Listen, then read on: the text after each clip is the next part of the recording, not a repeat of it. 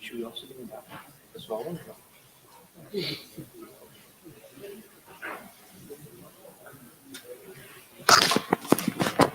Unless they need it for the recording purposes, I don't know. So maybe I'll just hand this to that. Yeah. I'm not sure.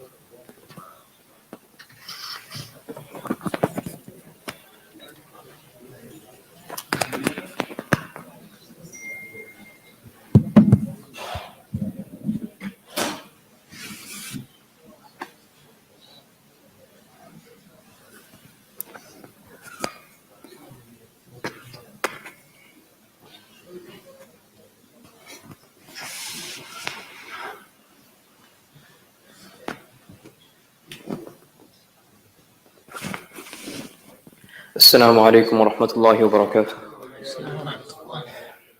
Alhamdulillah, it's a great blessing of Allah subhanahu wa ta'ala that He has allowed us to come to the masjid. He has allowed us to come here and pray salah in jama'ah. And now Allah subhanahu wa ta'ala is granting us the tawfiq to sit in a gathering where Allah subhanahu wa ta'ala's name is being mentioned and His name is being remembered. And not only that, Allah subhanahu wa ta'ala is allowing us to sit in the gathering of ulama, where we have the opportunity to learn from a scholar of deen. We have an opportunity to learn and better ourselves as Muslims. So alhamdulillah, Mufti Sahib is here. He has taken out time, mashallah, from his busy schedule. So we should be very thankful for this. And most of you already know Mufti Sahib. Mashallah, he has come to Masjid Hamza numerous times for many programs and activities. But I'll just give a brief bio, inshallah. So Mufti Sahib has graduated from Medina, Saudi Arabia, and he has studied the Arabic language and various other traditional Islamic studies, including tafsir, hadith, and fiqh. He studied at Dar al-Qasim in Glendale Heights, Illinois, where he specialized in Islamic law. And he is the author of the book, Secrets of the Quran. Many of you may know about this book as well. It was recently published. MashaAllah, it's a very beneficial book that I personally read as well. So Mufti Sahib, without further ado, inshallah. Assalamu alaikum wa rahmatullah. Bismillah, alhamdulillah. Alhamdulillah, alladhi ibta'athana linukhrij al-ibad min ibadati al-ibad ila ibadati rabbil ibad. Wa sallallahu ala nabiyyina al-Mustafa wa ala habibina al-Mujtaba wa ala alihi wa sahbihi wa man tabi'ahum bi ihsanin ila yawm al-tanad amma ba'd. Today we're going to be speaking about the story of Yusuf alayhi salam. I can almost be certain that a lot of us are already familiar with the story of Yusuf alayhi salam. For those of you who aren't familiar, raise your hand. Meaning this is your first time hearing about the story of Yusuf. So everyone has the idea of the story of Yusuf alayhi salam. I'm going to try not to tell you everything that you know, but you'll hear about the story of Yusuf alayhi salam from a perspective that hopefully you haven't heard before. The first thing is Allah Azza wa Jal, He says in the Quran, وَلَا تَجِدُ لِسُنَّةِ اللَّهِ تَبْدِيلًا, that you won't find any change to the sunnah of Allah. Now if you apply this rule to the Quran, Allah is making an exception in Surah Yusuf. What am I trying to say? Whenever Allah speaks about a story in the Quran, He never speaks about it from beginning, middle to end.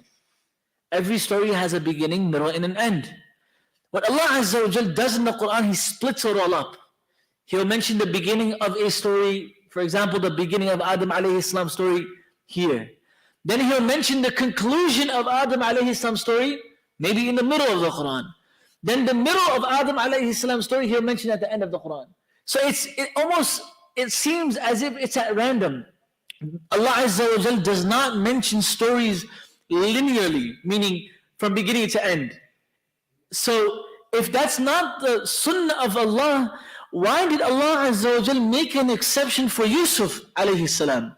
Because we know that the story of Yusuf alayhi salam, it's in absolute chronological order. There's a beginning, there's a middle, and an end. It came to Rasulullah sallallahu alaihi wasallam in one shot. Now the question that we all have to ask is, why make the exception for Yusuf alayhi salam? Why his story? And my dear sugar brothers, friends, sisters, is actually Allah Azza wa Jal says in the Quran, Ahsan al-Qasas, that this is the best of stories. So not only is it from beginning, middle to end in one shot, it's also the best of stories. Allah never gives this title to anyone else. except for Yusuf alayhi salam story. So there has to be something there that Allah Azza wa Jal is trying to get across to Rasulullah sallallahu alaihi wasallam. Now before we start, knowing when this surah was revealed is actually going to change everything.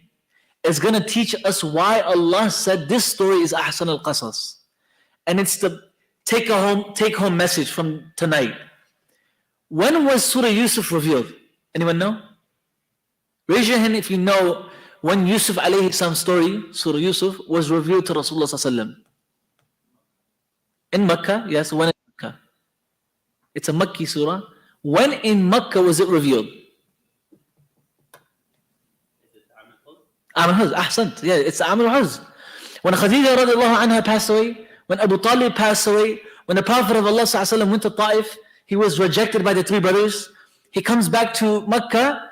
That's when Allah Azza wa Jal revealed the story of Yusuf alayhi salam to the Prophet of Allah. Everyone has to remember this, because we're going to sum everything. Remember, the entire Quran is like a puzzle. It's literally like a puzzle. You have to bring all the pieces back together. So for us to bring the story of Yusuf alayhi salam back together full circle, remember when it was revealed. Because Allah Azza wa Jal is giving an indirect message to the Prophet of Allah. Many of us won't catch it. Many of us probably don't even know what it is. But the Rasulullah sallallahu alaihi wasallam knew what Allah Azza wa Jal was trying to say when Yusuf alayhi salam's story was revealed to him. And we'll know this at the end. So remember that Yusuf alayhi salam's Surah Yusuf, was revealed in the Am al-Huzn. And the story of Yusuf alayhi salam begins very simply.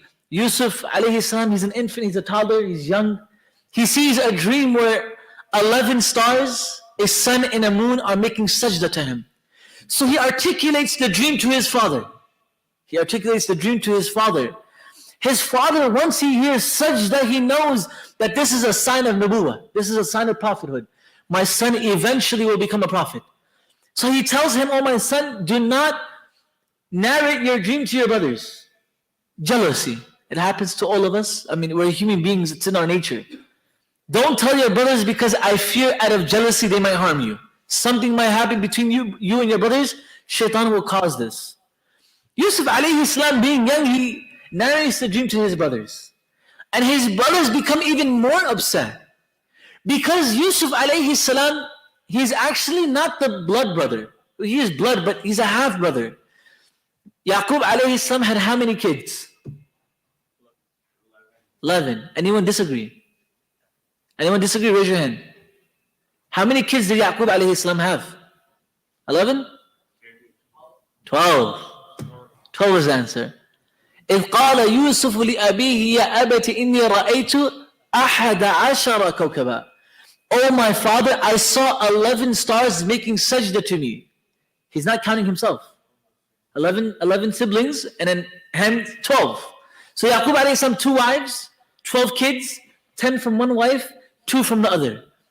From the other, Yusuf alayhi salam and Binyamin, blood brothers. So these brothers already knew from before that Yaqub has special love for his son Yusuf. They already knew this. So after hearing that, on top of that extra love, he's now going to become a prophet. They knew that our father's going to ignore us. We're like the redhead stepchildren that no one cares about. So the brothers, they gathered together. They said, "Look, we're gonna kill Yusuf." قال قائل منهم لا تقتلوا يوسف وألقوه في غيابة الجب. It's one of the most powerful statements in the Quran. Why? When the brothers were deciding what to do with Yusuf, majority of them said, "Let's kill him. Let's get rid of him. We can wipe him from the face of this earth, and inshallah our father will love us." So they made mashwara. They gathered all the brothers. Everyone sat and they said, "Give your advice, give your opinion. What is your counsel?" They said, the oldest amongst them, all the majority of the mufassirun, they say, قَالَ قَائِلٌ. That Qa'il is the oldest brother of all the brothers. He's the eldest. He said, "Don't kill Yusuf. وَأَلْقُوهُ فِي غَيَابَةِ الْجُبِّ. Throw him into a well. يَلْتَقِطُهُ بَعْضُ السَّيَّارَةِ. A caravan might come and take him. And then after this, make tawbah. Ask Allah for forgiveness." So actually, mashwara saved Yusuf alayhi salam's life. Because if they didn't sit down and ask one another for what should we do, Yusuf would have been dead. So mashwara saved his life. Now the brothers, they go to Yaqub alayhi salam, they're convincing Yaqub alayhi salam that, oh, our father, allow Yusuf to come with us. Remember, Yusuf is a favorite child. So his father is very hesitant. And eventually he agrees and he lets them go. When they go, we know the story, we know the incident. They throw him into a well, they take his shirt and they go covered in blood. وَجَاءُوا بِقَمِيصِهِ بِدَمٍ كَذِبٍ, right? It was false, fake blood. They go to the father and they say, oh, our father, an animal ate Yusuf. But the shirt wasn't torn. It was in full piece. So Yaqub alayhi salam already knew that this is wrong, they're lying. This isn't true. Now the question I ask, what happened to Yusuf? They threw him where? In a well. How did he survive? Some of you might say, oh, you can swim in a well, there's water. But Allah Azza wa Jal is precise with what He says. Allah never said bi'r. Bi'r is a well with water. What was the word Allah used for well? Fi ghayabatil jub. A well that's dry, no water, completely empty.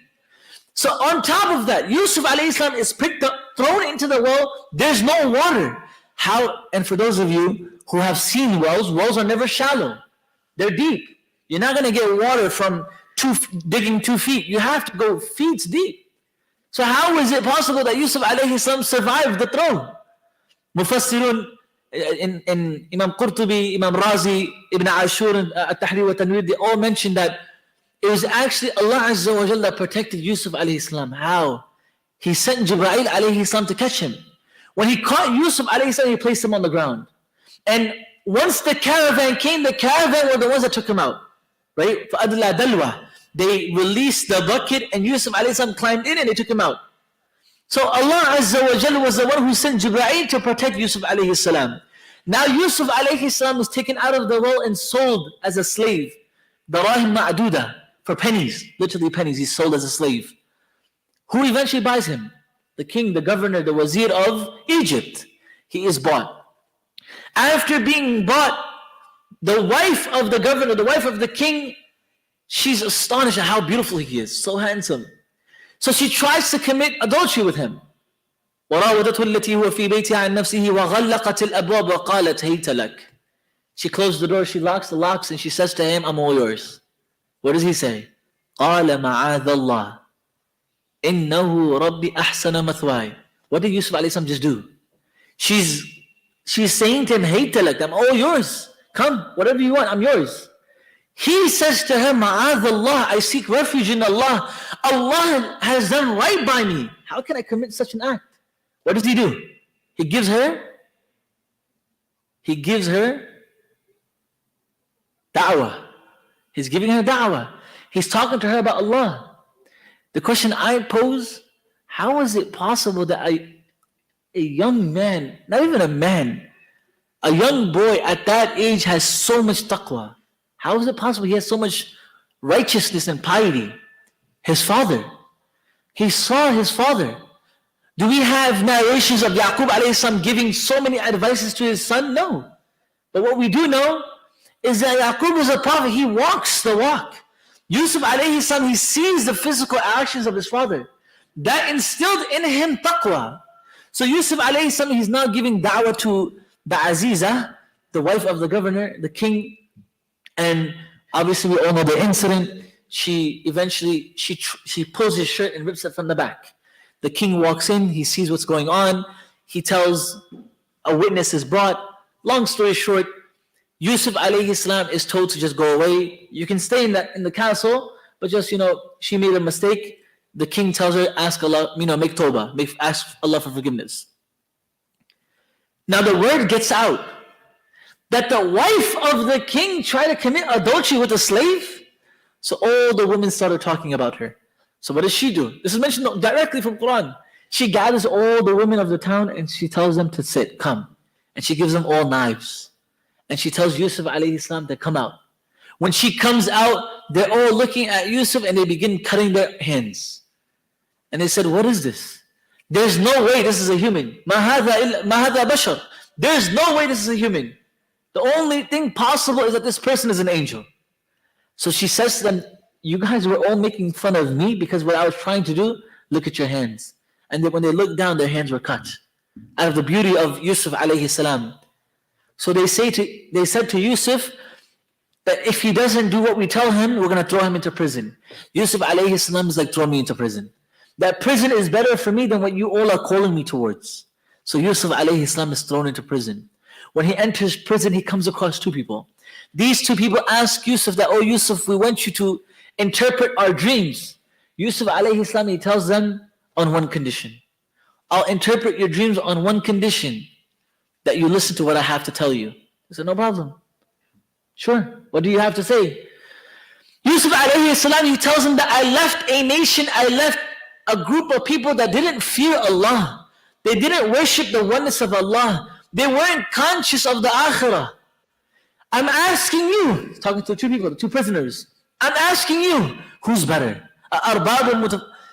Many lords or one Allah, Al-Wahid Al-Qahar, Al-Jabbar, someone that has control of everything, one person. They said, of course, one Allah. And they took shahada and they became Muslim. What did Yusuf alayhi salam do again here? He gave da'wah. He found an opportunity and he gave da'wah. So this is the second time. This is all important because at the end, when we bring everything full circle, it all clicks. Yusuf alayhi salam, he tells the first person, you're going to die. I'm sorry to tell you and break it to you, you're going to die. The second person, you're going to become the server of the king. You're going to eventually become the server of the king. And it happens. Yusuf alayhi salam tells him that when you become the server of the king, mention me to the king. He says, no problem. What does Allah say? فَأَنْسَاهُ الشَّيْطَانِ Shaitan made the server forget. So years passed. Allah Azza wa Jal says, بِضْعَ سِنِينَ that years passed, Yusuf remained in prison. Because the person forgot to mention Yusuf to the king. Years later, the king sees a dream. He sees a dream and he gathers all of his advisors and he asks them that interpret my dream. No one was able to do it. Everyone failed. So he's gathering people from the outskirts of Egypt. Everyone is failing to interpret his dream.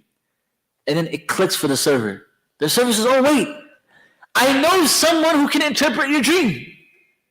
He's in prison. Let me go to him and he'll interpret the dream. The server, he goes to prison. He tells Yusuf that, oh Yusuf, the king saw a dream. Can you interpret it? Yusuf alayhi salam interprets the dream. He says that 7 years of 7 years of prosperity will be followed by years of drought. So make sure you start saving now. So he goes back to the king, tells the king the dream. The king says, bring this person to me. The king doesn't know it's Yusuf. The king tells the servant, bring this person to me. The servant goes back to Yusuf alayhi salam and he says, oh Yusuf, the king is calling you. What does Yusuf alayhi salam say? No, I'm not going. I want the king to announce my innocence. Ask the king, what happened with the women that cut their hands? Ask the king. And when you ask him, make sure he announces my innocence, that I wasn't guilty, I didn't commit any crime. I wasn't the one that they accused of fornication and adultery with. I didn't do anything. He has to first announce my innocence, then I'll leave prison. Who praised Yusuf alayhi salam for this? Rasulullah sallallahu alaihi wasallam. The Prophet of Allah sallallahu alaihi wasallam in an authentic hadith, he says, may Allah bless Yusuf. Because if I was in his position and the king called me and sent a servant to me and told me to come, I would have gone. I would have never wanted to stay in prison. May Allah Azza wa Jalla protect us and our families from prisons. So Rasulullah sallallahu alaihi wasallam is blaming. Obviously, any one of us, we would leave. It's like, the hell with our innocence. We want to get out of prison. But Yusuf alayhi salam says, no. I want him to announce my innocence. So the server goes back to the king in the famous ayah of Quran, Al-ana hashas al-haq, that now the truth is going to be announced. It's clear. The wife of the king says, Yusuf never did anything. I was the one who did it. I was the one that was pursuing him. Yusuf didn't do anything. So now Yusuf leaves prison and he becomes the treasurer of Egypt. After the king passes away, the governor passes away, Yusuf alayhi salam eventually becomes the king of Egypt. Now my question to all of you, who made Yusuf king? This is the question. Who made Yusuf king? Of course, Allah Azza wa Jal. Allah Azza wa Jal is in control of destiny and qadr. But who was the main help? Who helped the most? Who helped Yusuf become the king the most? The king's wife. Yaqub alayhi salam. Any others? Who helped Yusuf become king? The who? The servant. Excellent. Anyone else? Servant. Okay, so if you read my book, you can't answer. It's in my book. Who helped Yusuf become king? The eldest brother. Who is it? So, wait, what did you say? What is he saying? I can hear. Dawah helped Yusuf. Go next. If I tell you, none of you will believe me. It was Shaitan. Shaitan was the one who helped Yusuf become king. Shaitan was the one who helped. How? Who made the servant forget to mention Yusuf to the king? Shaitan. If Shaitan never made the servant forget in the beginning, what would have happened? The servant would have left prison, went to the king, told the king, oh, there's a nice guy in prison, can you free him from prison? Good guy, mashallah, can you free him? The king would be like, okay, fine, I forgave him, he's pardoned, let him go free. Khalas, end of story. But because Shaitan made the servant forget, years passed, the king is now in a situation where no one can help him. He's the king of Egypt. He's calling people from the outskirts of Egypt. No one can help the king. And now the king is desperate. Is there anyone on planet Earth that can help me? The servant says, oh, I remember. Yusuf can help you. Yusuf eventually helps the king. The king is so ecstatic, he's so happy and delighted that he tells him, not only are you free from the prison, I'm making you part of my hierarchy. You're now the treasurer. And when I pass, you're in charge. Out of so much love and happiness. But if Shaitan never made him forget, he would have just become free and walked the face of this earth. This happened twice in the Quran. Where else does this happen? Where Shaitan tries to do something and he helps the Prophet. Yes, Musa alayhi salam. When Musa alayhi salam and Yusha, they're told by Allah that when you see the fish, you're going to find Khidr. Yusha saw the fish, but he never mentioned it to Musa because Shaitan made him forget. Except after a long journey, they continued on their journey, then it clicked for Yusha. Yusha remembered. Yusha told Musa, oh Musa, I saw the fish when we were taking rest. When they came back to that area, they found Khidr. But when Yusha first saw the fish, Khidr was never there. So Shaitan making Yusha forget gave time to Khidr to come to that area for Musa to find him. You see? Shaitan can play all his tricks, but he doesn't know the future. Only Allah Azza wa Jal knows the future. That's why a lot of times we blame Shaitan for a lot of things. But could it happen where Shaitan benefit us? Absolutely. He helped Yusuf alayhi salam become king. He helped Musa alayhi salam find Khidr. We'll continue with the story.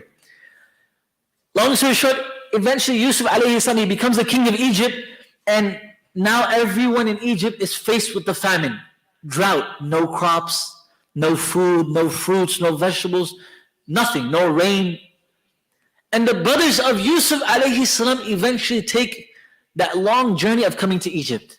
They enter the castle and they find Yusuf alayhi salam the king. But they don't recognize him. But Yusuf alayhi salam recognizes them. And he says to them that, how can I help you? They say to Yusuf that we found you and heard that you're a very generous person. Can you help us? We have a father. We want XYZ, if you can help us. Yusuf says, do you have another brother? They said, yes, we have a brother, Binyamin. He's with our father. Yusuf says, why didn't you come with him? He said, our father doesn't trust us with him. Why doesn't your father trust you? Oh, we had another brother before Binyamin. Something happened to him. So because of that, our father doesn't trust us with Binyamin. So Yusuf alayhi salam, he gives him some stuff. He says, look, if you want more from me, bring that brother. He says, blood brother, Binyamin. He said, okay. They leave, they go to Yaqub alayhi salam, and they convince Yaqub that, our father, he's a very righteous, generous person. Look at everything that he gave us. He wants to see the other brother, Binyamin. And Yaqub is like, no way, impossible.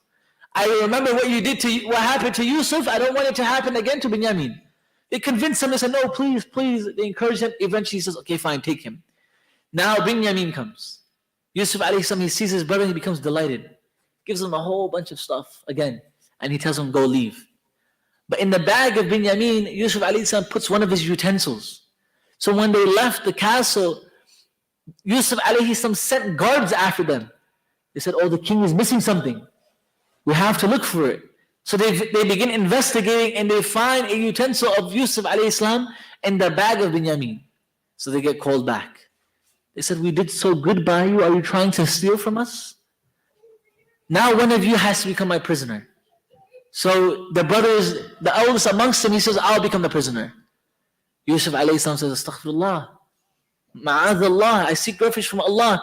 How can we do dhulm upon you? You weren't the one who stole. We should take prisoner that person whose bag we found the utensil in. Binyamin's bag. So now Binyamin has to stay. He stays back with Yusuf alayhi salam. All the brothers go back to Yaqub alayhi salam. Yaqub alayhi salam says, look, all of you go back. All of you go back. Not only should you look for Binyamin, look for Yusuf. Look for Yusuf. What do the sons of Yusuf, Yaqub alayhi salam say? So our father has lost his mind. He's lost his mind. Now he's blind. Not only is he blind, he's lost his intellect. He's asking for Yusuf. He should be worried about Binyamin, not Yusuf. Where's Yusuf?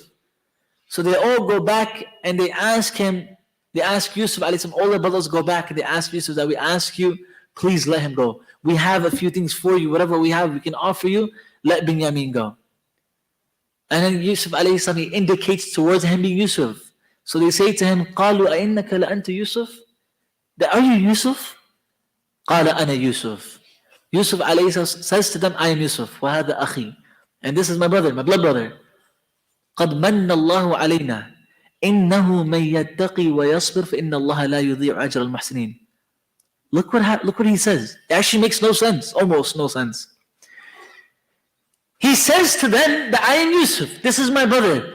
قَدْ مَنَّ اللَّهُ عَلَيْنَا. Indeed, Allah has blessed us. إِنَّهُ مَنْ يَتَّقِي.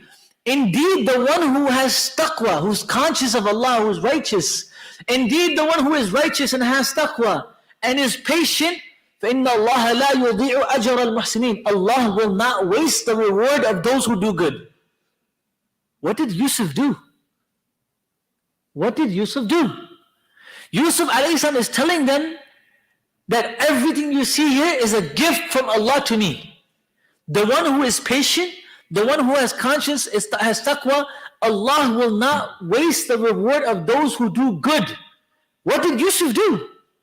When he was thrown into the well, that wasn't by choice. It was involuntary. Allah Azza wa Jal deemed it. So the brothers gathered together, they threw him in the well. Yusuf didn't do anything. Yusuf being thrown into prison, being in prison and in jail. Yusuf didn't choose to be in prison, they threw him into prison. Yusuf alayhi salam leaving prison, interpreting the dreams. Someone might ask that what did actually Yusuf alayhi salam do to gain everything Allah blessed him with? What's the answer? He did something. He gave da'wah. Remember when the women tried to commit adultery with him, he gave her da'wah. When he met the prisoners in prison, he gave them first da'wah. When the brothers realized that this is Yusuf, what did he say? قَدْ مَنَّ اللَّهُ عَلَيْنَا. He gave them da'wah too. At every opportunity Yusuf alayhi salam came across, he gave da'wah. So because of it, Allah blessed him with the kingdom. Because all the other actions, they were involuntary. They were something that wasn't in his control. But what was in his control? Giving da'wah. So because of it, Allah blessed him. Allah blessed him in dunya and akhirah. In dunya, he's prophet, he's nabi, he's king. In akhirah, he's guaranteed Jannah. Allah blessed him with both dunya and akhirah.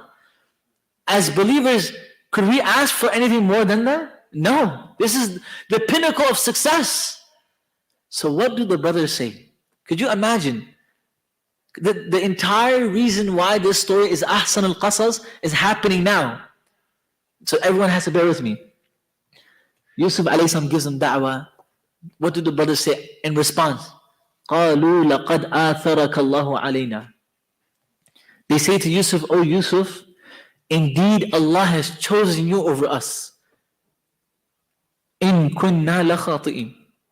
You know, we made a mistake. We made a mistake. What does Yusuf say? لا تثريب عليكم اليوم يغفر الله لكم وهو أرحم الراحمين. He says, there's no blame upon you. I forgive you. Allah will also forgive you. He's the most merciful. What happened? They never asked for forgiveness. They never asked for forgiveness. They said, oh Yusuf, look at your palace. Look at your kingdom. Look at your arsh. Look at your throne. Look at your authority. We made a mistake. What happened in the past, just let it go. Look what Allah has blessed you with. Yusuf alayhi salam says, I forgive you. But they never asked for forgiveness. Look what takes place next. He forgives them, and then he tells them, take my shirt and put it on the face of my father. And all of you come to me.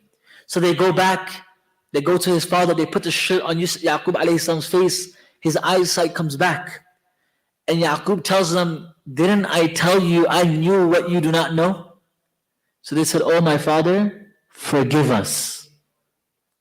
Oh our father, forgive us. Inna kunna khati'in. Indeed, 100%, without any doubt, we made a mistake. They never asked Yusuf for forgiveness, but they asked Yaqub for forgiveness.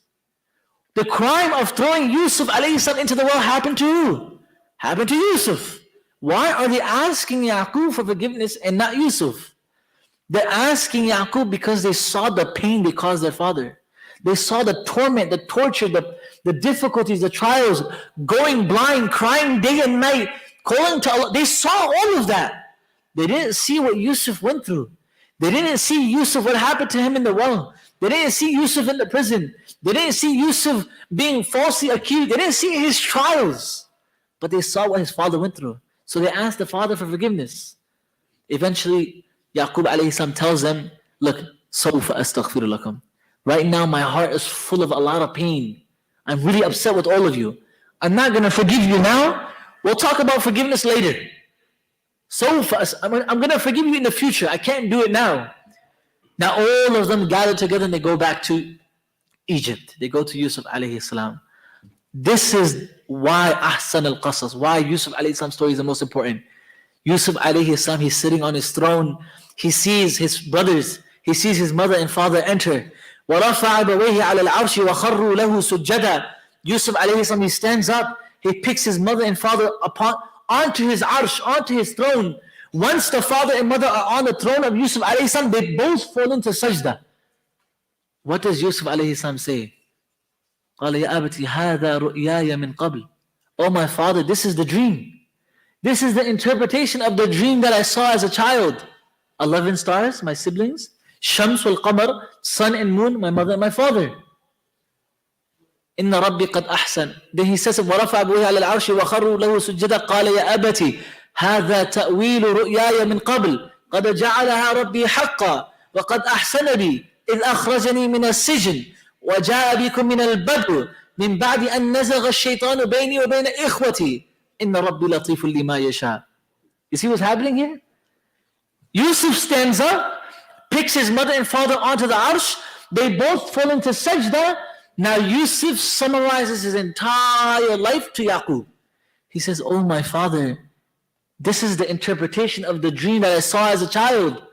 The 11 stars, the sun and the moon, this is the interpretation. Indeed, Allah has done right by me. Indeed, Allah Azza wa Jal protected me when I was in prison. He took me out.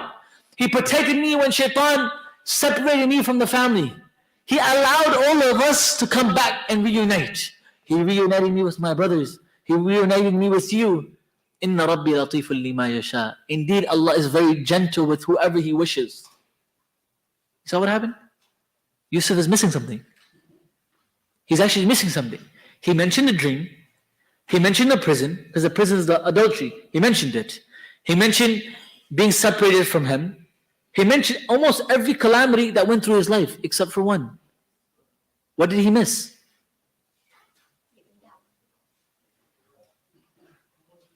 The well. He never mentioned the well. His entire saga, his entire journey, his story is because of the well. But he never mentioned it. The reason why Yusuf is sitting on the arsh is because of the well. His entire story is an amazing story. It's a story of triumph and victory because it started at the well. But he never ever mentioned it. To such an extent, he didn't even indicate towards it. He didn't tell his father, oh my father, indeed Allah protected me when I was alone in the well. He didn't say nothing about a well. Why? Because he forgave his brothers. When he told them, لا تثريب عليكم اليوم, that there's no blame on you today, I forgive you, he meant it from his heart. So when he was in a position of power, he didn't even mention it. He left it out. That's forgiveness. That's actually why the story of Yusuf alayhi salam is the best of stories. Because that type of forgiveness, we want it from who? Allah. When we meet Allah on the day of judgment, on the day of Qiyamah, when the hisab is taking place, we don't even want Allah to mention our sins. We want Him to look at us and say, go to Jannah. He's in a position of power, but we want Allah not to mention it to us. Not to look at our sins and our trials. We don't want Allah Azza wa Jalla to even indicate towards it. That's the forgiveness we want. That's the afu and the maghfirah we're actually truly seeking from Allah. That's why Allah Azza wa Jalla made the story of Yusuf alayhi salam ahsan al-qasas. It's a story of difficulties, trials, persecution, prison, accusations. But at the end of it all, Allah is saying to all of us, forgive. Now remember, I told you in the beginning of the story that the story of Yusuf alayhi salam is going to come back full circle to who? To Rasulullah sallallahu alaihi wasallam. When was the story of Yusuf alayhi salam revealed to the Prophet of Allah? Am al-Huzn, the year of sorrow.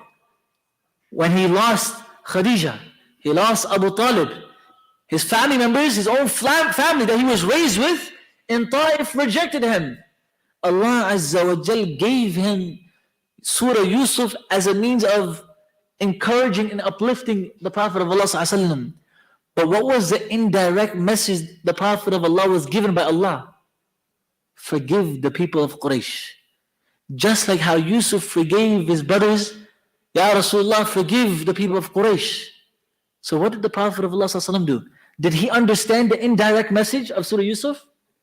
100%. How? When Rasulullah sallallahu alaihi wasallam was exiled and left Makkah, where did he go? Medina. When he was in Medina for so many years, the Muslims multiplied in number. So what took place? The Prophet of Allah came back to Makkah. When? Fath Makkah. When he reconquered Makkah, and now he took everyone in Makkah as prisoners, what did he say to him? What did Rasulullah sallallahu alayhi wasallam in authentic hadith say to the people of Makkah when he reconquered Makkah? What was the exact Arabic word? Remember, Yusuf alayhi salam's story was given to Rasulullah sallallahu alayhi wasallam as one uplifting him, and second, as a means of telling him that a day will come, you forgive them. What did Yusuf alayhi salam say to his brothers in the Quran when he said, there's no blame upon you, today I forgive you? لا تثريب عليكم اليوم. Yusuf told his brothers, لا تثريب عليكم اليوم. There's no blame upon you today, I have forgiven you, Allah will also forgive you. When Rasulullah sallallahu alaihi wasallam came back to Makkah and he conquered Makkah, what did he say? لا تثريب عليكم اليوم. There's no blame upon any of you. I have forgiven you, Allah will also forgive you. So the Prophet of Allah sallallahu alaihi wasallam understood the indirect message. He knew what Allah Azza wa Jalla was telling him. Now all of you might tell me, but he's the Rasulullah. He is gifted. Allah Azza wa Jalla gave him qualities that none of us have. Now imagine this. Any of you don't like me, right? I mean, everyone here likes me. No one doesn't like me. If I asked all of you to forgive me for whatever, you would all hopefully, inshallah, forgive me. Who wouldn't forgive me? If I asked all of you right now, forgive me, and you won't forgive me, raise your hand. Okay, everyone will forgive me. Imagine I came into your homes and I turned off the electric. I took out the gas. I emptied out your refrigerator. I told you no more work for you. You're not being employed. No more salary. You have no more food. And at home you have 3 daughters.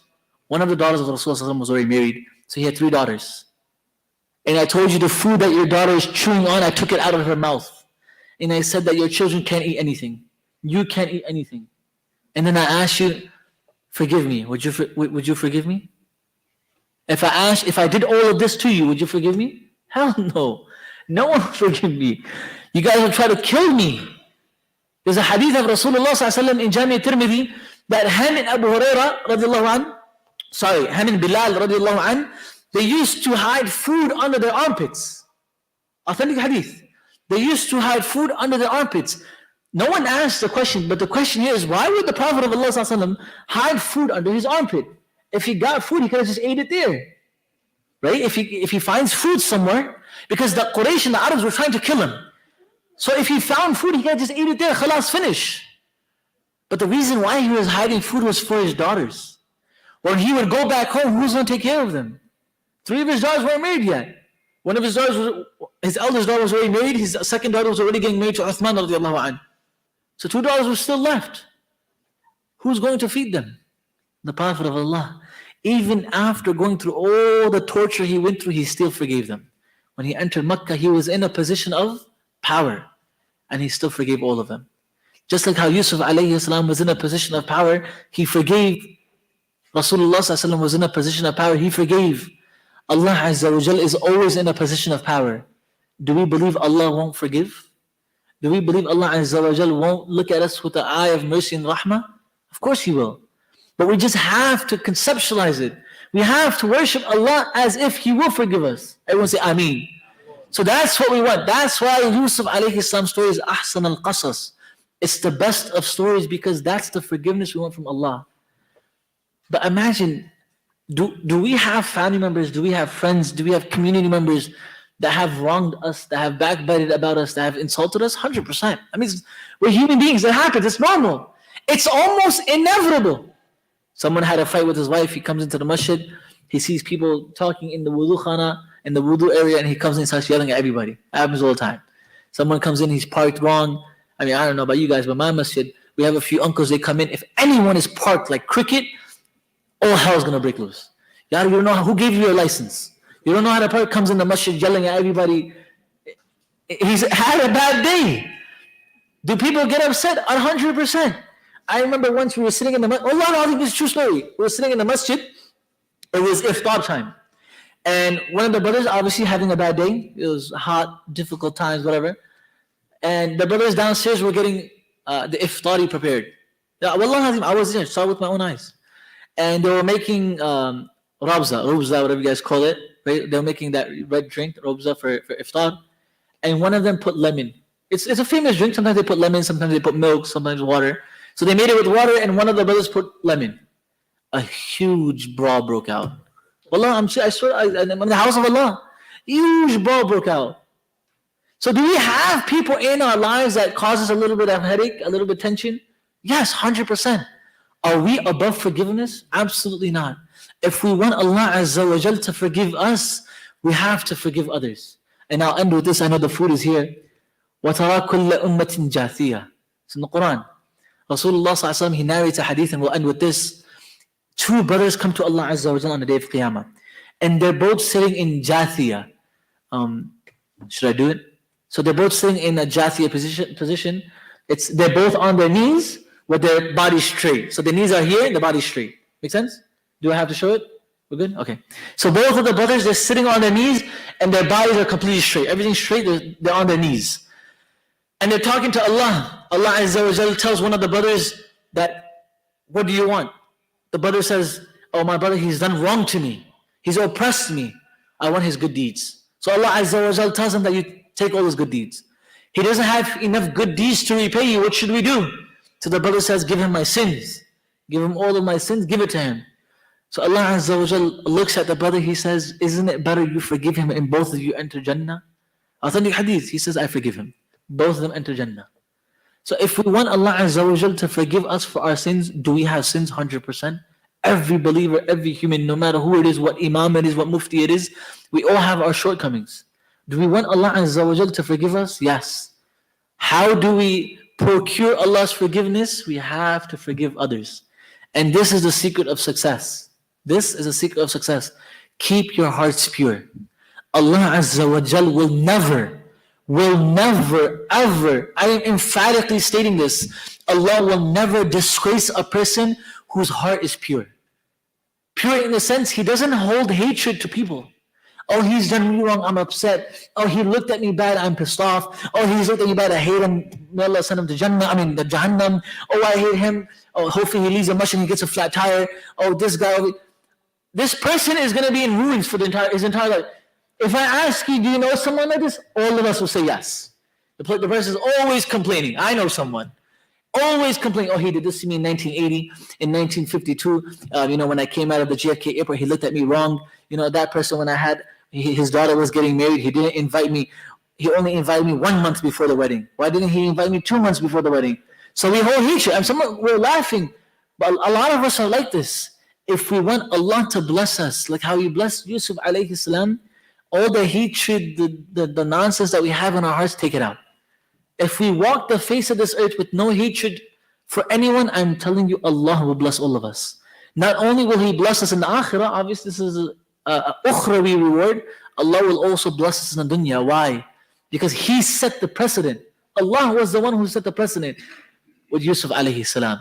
Yusuf alayhi salam walked the earth free of hatred for everyone. So Allah blessed him. Allah made him king in dunya. And what is He going to give him in akhirah? We wish He gives us what He will give Yusuf alayhi salam. So if anyone has ever done us wrong, it's difficult, 100%. For those people that we love, it's easy to forgive them.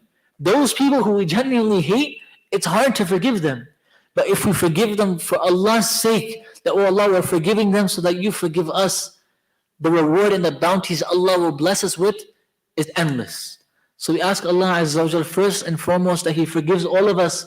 We ask Allah Azza wa Jal that He forgives all of our family members, our friends, the community. We ask Allah Azza wa Jal that He allows us to forgive others, that He instills in us the quality of maghfirah.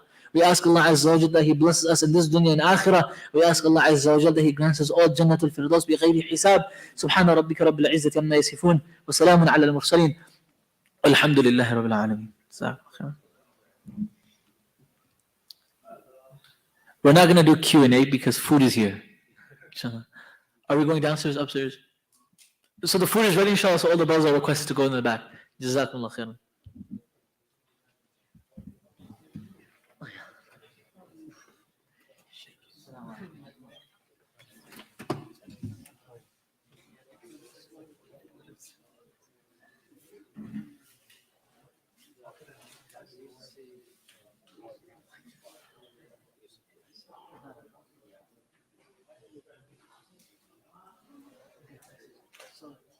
When he said that to him, the wife of the Aziz, she asked, exactly. So when Yusuf comes, tells Yusuf that all the women will have a night. You come out. So he came out and cut their hand. They states that they told Yusuf, you're going to do what we tell you. The woman told him, you're going to do what we tell you. If you don't, we're going to put you in prison.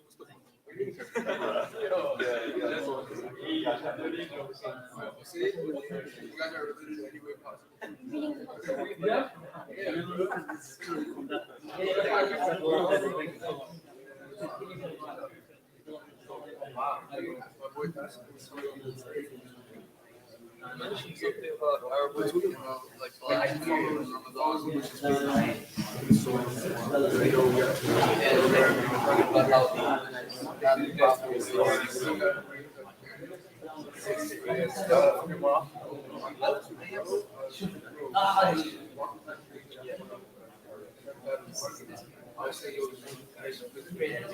yeah, people in the future, there are people going to that situation.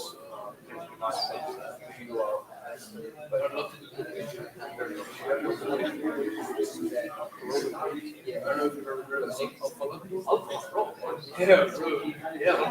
the coming by, Mazda, I'm sure they're always right now they're doing the league. Then you got like Louis Chow, like we got the spot. But it's from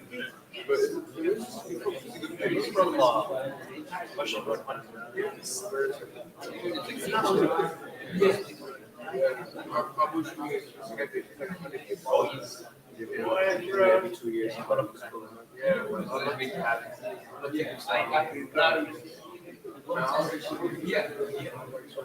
Oh, you know, he's always like, he's like very like accessible. like, I don't know, maybe like the hype very busy, so. No, but for sure. We're down. Yeah, go. This was in. That's her. What's in? That's her?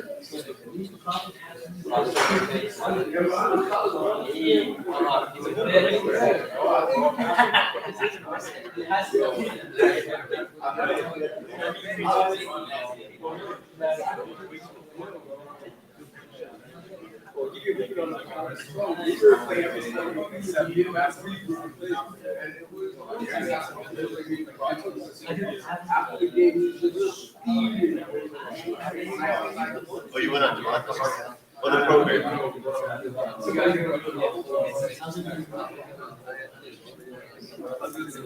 You're watching the World Cup? Oh, something is the culture.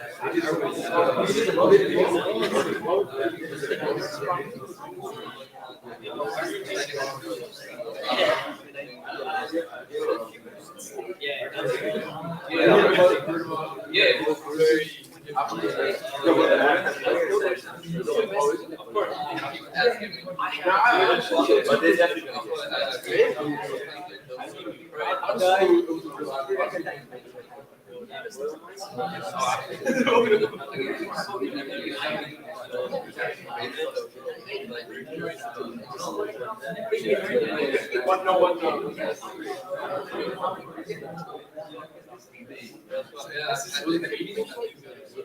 That story is so much.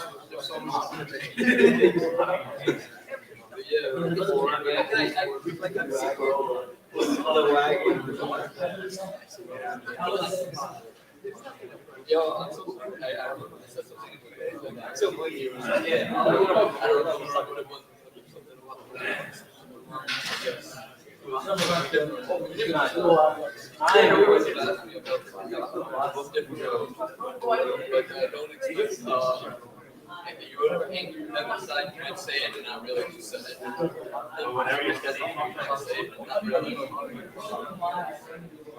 I don't think going to it all. But it doesn't feel like it feels like one really long day. But you have to put it right. I don't know physically, I was here, but certainly I was like wait. I'm like the weirdest thing I've ever done. No way.